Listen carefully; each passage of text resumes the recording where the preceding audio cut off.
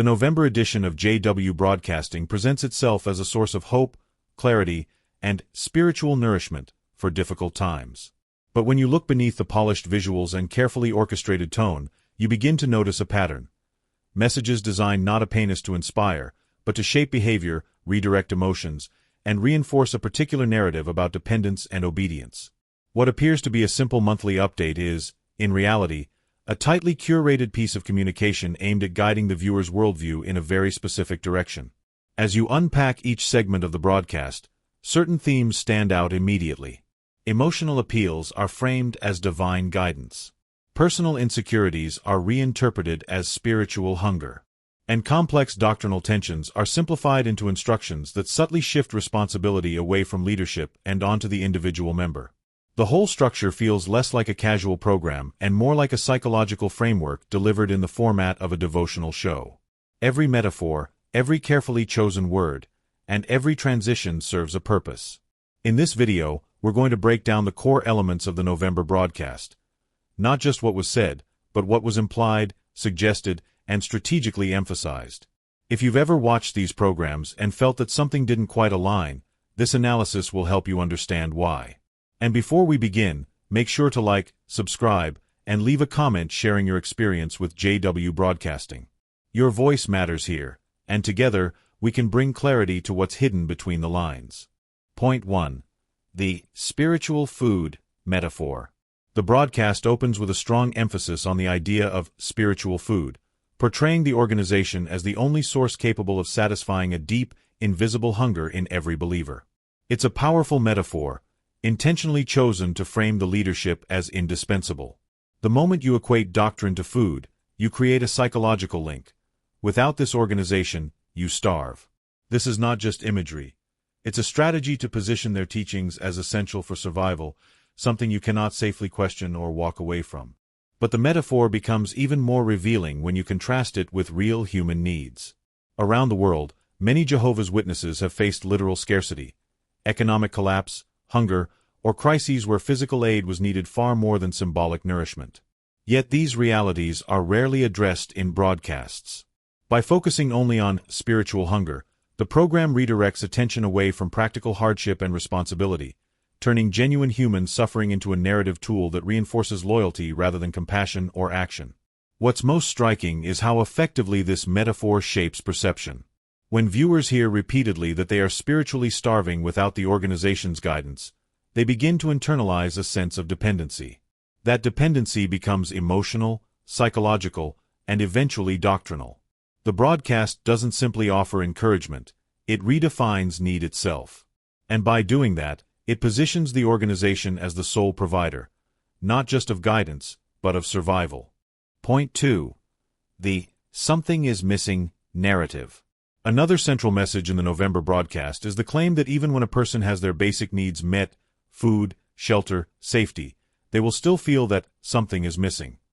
The program frames this lingering emptiness as evidence of a deeper spiritual craving, one that only the organization can satisfy. It's a clever emotional move, taking a universal human experience and redefining it as a sign that the viewer must seek fulfillment through the institution. The message is subtle but clear. Your contentment is incomplete without us. The issue is that this sense of something missing is simply part of the human condition. People naturally look for meaning, purpose, challenges, growth, and connection. This restlessness is what drives creativity, innovation, and personal transformation. But instead of acknowledging this as a normal, healthy impulse, the broadcast appropriates it and redirects it into dependence.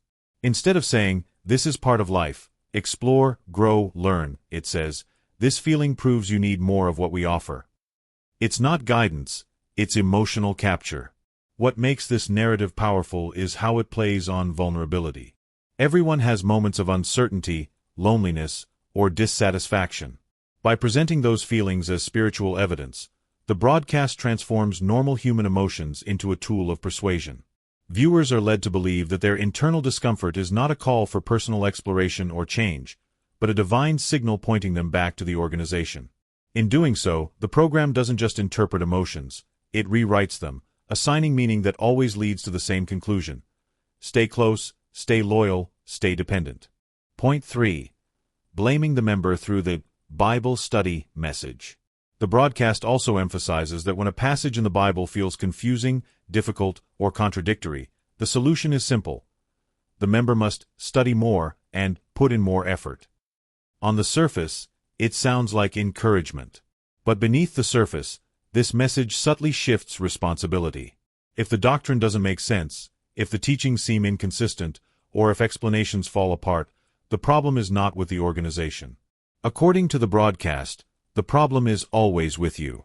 You didn't study enough. You didn't try hard enough. You missed something. This reasoning ignores an essential reality. Much of the confusion members experience comes not from Scripture itself, but from the organization's own doctrinal revisions and historical inconsistencies. Over the decades, teachings have been adjusted, reversed, reinterpreted, or quietly abandoned. Prophecies have shifted, roles have changed, and new light has repeatedly replaced previous instructions. It's no surprise that members feel disoriented. The ground beneath them is always moving. Yet instead of acknowledging this instability, the broadcast reframes it as a personal failing of the individual believer. By doing this, the organization creates a cycle that is almost impossible to break. When teachings feel unclear, members blame themselves. When contradictions arise, they study harder instead of questioning the source. And when the organization changes its stance, the member is expected to adjust seamlessly, convinced that any confusion is a flaw in their own understanding. This is not spiritual guidance. It is a mechanism that protects the institution from scrutiny, while keeping the individual perpetually indebted, always feeling not good enough unless they conform. Point 4. The UK branch as a preview of paradise. The broadcast dedicates a significant portion to showcasing the United Kingdom branch as an almost idyllic environment. Clean landscapes, restored nature, animals returning, and a calm, harmonious atmosphere. It's presented as a subtle preview of what life in the promised paradise might feel like. This visual narrative isn't accidental. It's psychological. By connecting a physical location owned by the organization to a spiritual future hoped for by millions, the broadcast creates an emotional association. Loyalty to the organization equals proximity to paradise. The imagery is beautiful, but its purpose is strategic, reinforcing the idea that the organization is the gateway to a better world. What remains unaddressed, however, is the contradiction between this idealized presentation and the organization's real-world treatment of its properties. Buildings once dedicated to Jehovah are frequently sold when no longer useful, despite the emotional ceremonies once attached to them.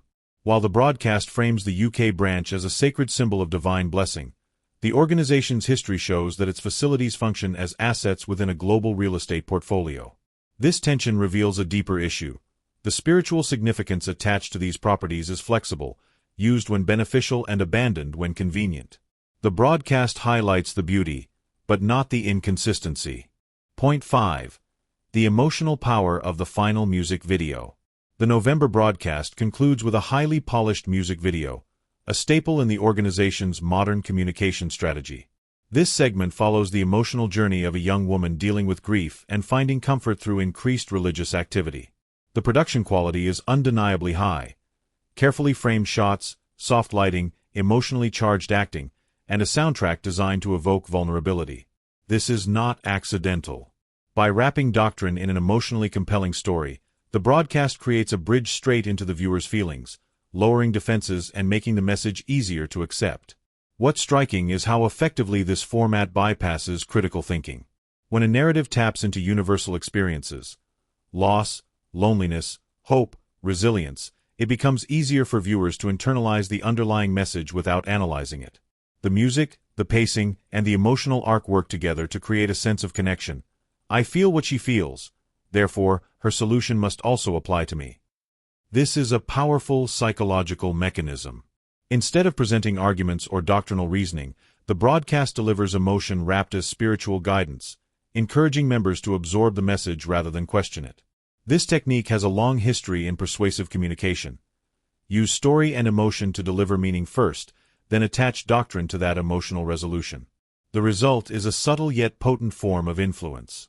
The viewer is led to believe that relief from pain, clarity in confusion, and healing from loss come through deeper involvement with the organization. It's not just entertainment, it's emotional conditioning.